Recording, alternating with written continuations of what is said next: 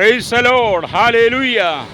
ദൂരത്തും ചാരത്തും അടുത്തും അകലെയും ഒക്കെയുമായിരുന്ന ദേശത്തും വിദേശത്തും ഒക്കെ ഇരുന്ന് ദൈവത്തിൻ്റെ വചനം കേൾക്കുന്ന എല്ലാ പ്രിയപ്പെട്ടവർക്കും കർത്താവായ യേശു ക്രിസ്തുവിൻ്റെ വിലയേറിയ നാമത്തിൽ എൻ്റെ സ്നേഹ വന്ദനത്തെ അറിയിക്കുന്നു. അല്പസമയത്തെ ദൈവവചന ചിന്തയ്ക്കായി ഒരു ദൈവവചന ഭാഗം വായിക്കുന്നു. മത്തായി എഴുതിയ സുവിശേഷം 27-ാം അധ്യായം അതിൻ്റെ 46-ാമത്തെ വാക്യവും. ഹല്ലേലൂയ. സങ്കീർത്തന പുസ്തകം 22-ൻ്റെ 1 കൂടെ വായിച്ച് നമുക്ക് കാണാൻ കഴിയുന്നുണ്ട്. എൻ്റെ ദൈവമേ, എൻ്റെ ദൈവമേ, നീ എന്നെ കൈവിട്ടതെന്ത്? ഒരു നിലവിളിയാണ് കേട്ടോ. ഈ നിലവിളിയെക്കുറിച്ച് 22-ാം സങ്കീർത്തനകത്ത് ദാവീദ് പറയുമ്പോൾ താൻ കടന്നുപോയ ചില ജീവിത സാഹചര്യങ്ങളിൽ ദൈവം തന്നെ കൈവിട്ട് കളഞ്ഞോ എന്ന് ദാവീദ് സംശയിച്ചു പോയി. എന്നാൽ പുതിയ നിയമത്തിലേക്ക് വന്നപ്പോൾ കർത്താവായ യേശു ക്രിസ്തു ദൈവം പോലും മുഖം മറച്ച് കളഞ്ഞു, ദൈവം പോലും കൈവിട്ട്, പിതാവ് പോലും കൈവിട്ട് കളഞ്ഞ അവസ്ഥയിൽ ക്രൂശിൽ കിടന്നുകൊണ്ട് കർത്താവ് പറഞ്ഞതാണ്, എൻ്റെ ദൈവമേ, എൻ്റെ ദൈവമേ, നീ എന്നെ കൈവിട്ടതെന്ത്? ഇന്ന് പകൽ എന്നെ കേൾക്കുന്ന പരിസരിക്കുന്ന ഒരു നിലവിളി യേശുവിനെ പോലെ നിൻ്റെ ജീവിതത്തിൽ കടന്നു വരുമ്പോൾ, ഇതേപോലെയുള്ള സാഹചര്യത്തിലൂടെ നീ കടന്നു പോകുമ്പോൾ, ഹല്ലേലൂയ, നീ മനസ്സും ശരീരവും തകർന്ന് നീ ക്ഷീണിച്ച് അവശനായി പോകാതെ, ഹല്ലേലൂയ, നിരാശയുടെ അനുഭവത്തിൽ നീ സങ്കടപ്പെട്ട് പോകാതെ, ആമേൻ, നിന്നെ വിടുവിക്കുന്ന ഒരു ദൈവമുണ്ടെന്ന് നീ ഉറച്ച് വിശ്വസിപ്പാൻ കഴിയണം. അപ്പോൾ ഇതുപോലുള്ള നിലവിളി നമ്മുടെയൊക്കെ ജീവിതത്തിൽ കടന്നു വരാം കേട്ടോ. ഇതുപോലെയൊക്കെയുള്ള നിലവിളി കടന്നു വരുമ്പോഴേ നിങ്ങളതിനകത്ത് തകർന്നു പോകരുതെന്ന്. ഹല്ലേലൂയ. അപ്പോൾ ഈ എൻ്റെ ദൈവമേ, എൻ്റെ ദൈവമേ, നീ എന്നെ കൈവിട്ടത് എന്തെന്ന് ചോദിക്കുമ്പോൾ ഉപേക്ഷിക്കുക എന്നത് ഏതൊരവസ്ഥയിലും വളരെ വേദനയുണ്ടാക്കുന്ന അനുഭവമാണ്. പിതാവ് പോലും പുത്രനെ ഉപേക്ഷിച്ചു. അപ്പോൾ ഉപേക്ഷിക്കുക എന്ന് പറയുന്നത് വളരെ വേദന ഉണ്ടാക്കുന്ന ഒരു അനുഭവമാണെങ്കിലും നമ്മളെ സംബന്ധിച്ചിടത്തോളം നമുക്കും അതൊരു അനുഭവമാണ്.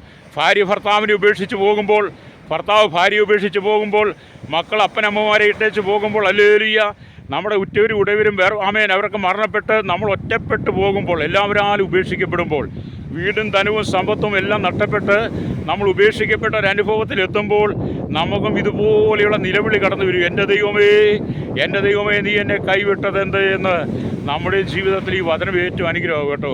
ഹല്ലേലൂയ. കാരണം യേശു പോലും അതാ നിലവിളിക്കുന്നത്, എന്നെ ഉപേക്ഷിച്ചോ എന്ന്. ആമേൻ, ഹല്ലേലൂയ. ആമേൻ. നമ്മെ വളരെ സ്നേഹിച്ച ഭാര്യ നമ്മെ ഉപേക്ഷിച്ച് പോകുമ്പോൾ ഈ ഒരു നിലവിളി ഉണ്ടാകും. ഹല്ലേലൂയ. അങ്ങനെയുള്ള സാഹചര്യത്തിലൂടെ കടന്നു പോകുന്ന ശ്രോതാവേ, സഹോദര സഹോദരി, നീ ഏത് വിഷയത്തിനാണോ നിലവിളിക്കുന്നത്, ആ നിലവിളിയുടെ നടുവിൽ ദൈവത്തിന് പ്രവർത്തിക്കാൻ കഴിയും കേട്ടോ. ഹല്ലേലൂയ.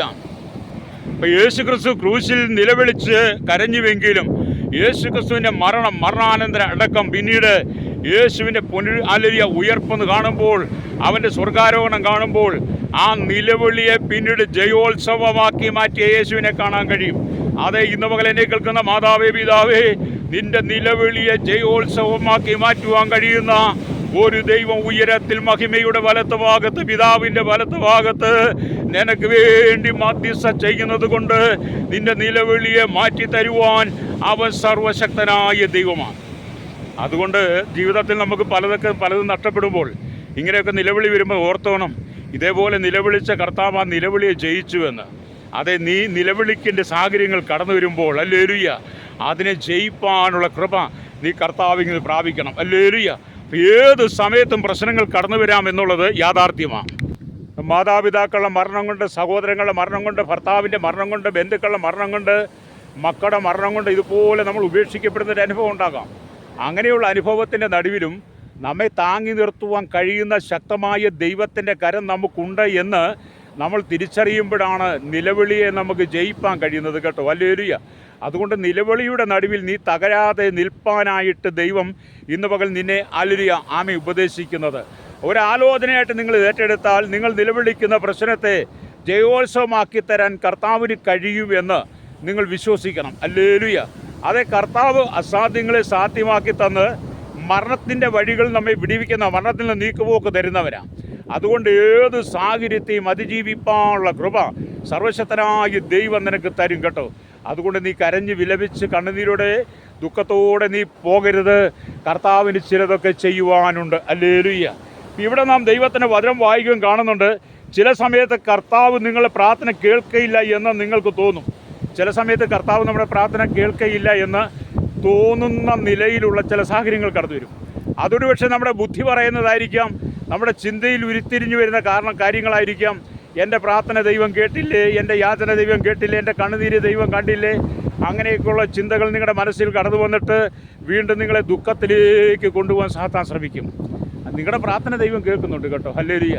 നിങ്ങളും ഞാനും ഒക്കെ പ്രാർത്ഥിക്കുന്ന പ്രാർത്ഥന ദൈവം കേൾക്കുന്നുണ്ട്. പക്ഷെ ഒരുപക്ഷെ മറുപടി ഒരല്പം താമസിക്കുന്നതിൻ്റെ കാരണം നമ്മെ ദൈവം ഒന്ന് ശുദ്ധീകരിച്ചെടുക്കാൻ വേണ്ടിയിട്ടാണ്. ഹല്ലേലൂയ. അപ്പോൾ ഇവിടെ എൻ്റെ പ്രാർത്ഥന കേൾക്കുന്നില്ല എന്നൊക്കെ ഓർക്കാം. പക്ഷേ ഇവിടെ സംഗീതനം പറയുന്നത് എന്താണ്? ഹല്ലേലൂയ. ആമേൻ, സ്തോത്രം. ആമേൻ, തള്ളിയ ഞാൻ ബാലനായിരുന്നു, വൃത്തനായി തീർന്നു. ഹല്ലേലൂയ, സ്തോത്രം. നീതിമാൻ തുണയില്ലാതെ ഇരിക്കുന്നതും അവൻ്റെ സന്തതി ആഹാരം അവൻ ഇരക്കുന്നത് ഞാൻ കണ്ടിട്ടില്ലെന്ന്. അപ്പോൾ ഇവിടെ അവൻ നീതിമാൻ തുണയില്ലാതെ ഇരിക്കുന്നതും അവൻ്റെ സന്തതി ആഹാരം ഇരക്കുന്നത് ഞാൻ കണ്ടിട്ടില്ല എന്ന് അവൻ സംഗീതക്കാരൻ പറയുമ്പോൾ നിലവിളിക്കൊരു പ്രത്യാശയുണ്ടെന്നുള്ളതാണ് അവിടെ കാണുന്നത്. അതെ, നമ്മുടെ നിലവിളിക്കൊരു പ്രത്യാശ ദൈവം തരും കേട്ടോ. ഏത് ജീവിത സാഹചര്യങ്ങളെയും അതിജീവിപ്പാൻ നമുക്ക് കഴിയണം. അങ്ങനെ കഴിയുമ്പോഴാണ് ദൈവത്തിൻ്റെ ആത്മാവിൻ്റെ പ്രവൃത്തി ഇടപെടാതെ നമ്മുടെ ജീവിതത്തിൽ നിറവേറുന്നത്. എന്നെ കേൾക്കുന്ന പ്രിയ സ്നേഹിത, ഞാൻ നിരന്തരമായി കടൽക്കരയിൽ നിന്ന് സുവിശേഷം വിളിച്ചു പറയുന്നതിൻ്റെ കാരണം എന്താണെന്ന് പറയാമോ? ഇവിടെ വന്ന് കഴിയുമ്പോൾ ഒരു സമാധാനമുണ്ട്. ഇവിടെ നമ്മെ അസ്വസ്ഥമാക്കുന്ന യാതൊന്നുമില്ല. മനുഷ്യൻ്റെ ഒച്ചകളോ കോലാഹലങ്ങളോ ഒന്നുമില്ല. നമുക്ക് എത്ര ഉച്ചത്തിൽ വേണേലും പ്രാർത്ഥിക്കാം, എത്ര ഉച്ചത്തിൽ വേണേലും നമുക്ക് സൗണ്ട് എടുത്ത് പ്രസംഗിക്കാം. നമ്മെ അലട്ടുന്ന, നമ്മെ വേദനിപ്പിക്കുന്ന, നമ്മളെ സങ്കടപ്പെടുത്തുന്ന ഒരു പ്രശ്നങ്ങളും ഇവിടെ ഇല്ലാത്തതുകൊണ്ട്, ഒരു ഏകാന്തതയുള്ളത് കൊണ്ടാണ് ഹൃദയം തുറന്ന് നിങ്ങൾക്ക് വേണ്ടി പ്രാർത്ഥിക്കുവാനും നിങ്ങളോട് ദൈവിക സന്ദേശങ്ങളൊക്കെ പറയുവാനും കഴിയുന്നത്. അതുകൊണ്ട് എൻ്റെ മനസ്സിനൊരു സമാധാനമാണ്. നമ്മൾ വായിച്ചു, എൻ്റെ ദൈവമേ നീ എന്നെ കൈവിട്ടത് എന്തെന്ന് ഞാൻ പലപ്പോഴും ദൈവത്തോട് ചോദിച്ചിട്ടുണ്ട്. ഞാനും ഇതുപോലെയുള്ള ഒറ്റപ്പെട്ട അനുഭവത്തിൽ കടന്നു പോയിട്ടുണ്ട്.